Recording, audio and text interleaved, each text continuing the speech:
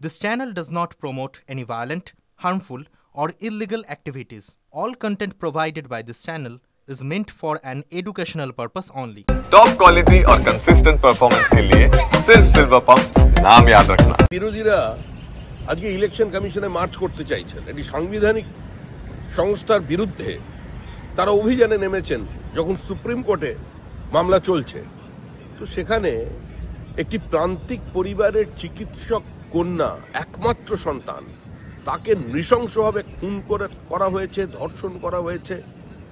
তার মা রাস্তায় নেমেছিলেন অরাজনৈতিকভাবে, জাতীয় পতাকা হাতে নিয়ে মানুষ স্বতঃস্ফূর্ত প্রতিবাদ করেছিল। যে প্রতিবাদ শুধু পশ্চিমবঙ্গে হয়নি, শুধু দেশে হয়নি, সারা পৃথিবীতে ছড়িয়ে পড়েছিল।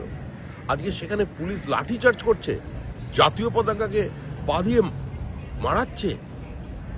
এটা যদি সংসদে আলোচনা না হয়, কোথায় আলোচনা? আমি সেই সংসদে প্রশ্ন করতে চাইছি, যেটাকে সমর্থন করেন। এই যে সিপিআইএম, ওখানে তৃণমূলের বর্বরতার বিরুদ্ধে কথা বলেন। যে দলের নেতা অধীর রঞ্জন চৌধুরী প্রতিনিয়ত তৃণমূলকে আক্রমণ করে চলেছেন এবং অধীর চৌধুরী মাপের নেতাকে তার নির্বাচনী কেন্দ্রের মধ্যে ফিজিক্যালি হ্যাকল করা হয়েছে, আক্রমণ করা হয়েছে। সবাই যখন একটা ঘটনার বিরুদ্ধে, এখানে আর মার্চ করে কি হবে? আগে প্রশ্নের উত্তর দিন, তারপরে ওই দিকে যাবেন। অবশ্যই সংসদের এটি নিয়ে আলোচনা করা হবে। এখানে আলোচনা না হলে কোথায় আলোচনা হবে? একটা স্বতঃস্ফূর্ত প্রতিবাদ, একটা প্রাতিষ্ঠানিক খুন, একটি প্রান্তিক পরিবারের উচ্চশিক্ষিত একজন চিকিৎসক, তাকে ধর্ষণ করে খুন করা হলো। তো সেটা নিয়ে মানুষ প্রতিবাদ করছেন, তার মা বাবা রাস্তায় নেমেছেন, সমস্ত রাজনৈতিক দলের কাছে আহ্বান জানিয়েছেন। পুলিশ সেখানে তার মাকে মারছে।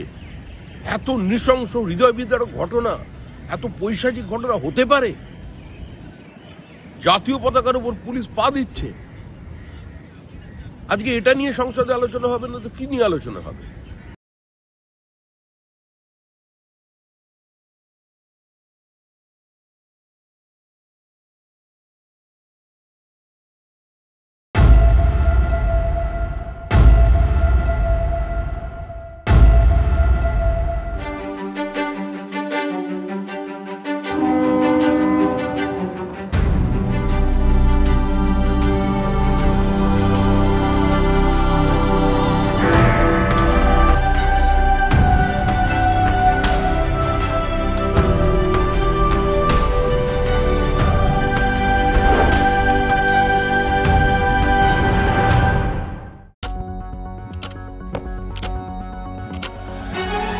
রাজনীতি শুধুই কি রাজার নীতি?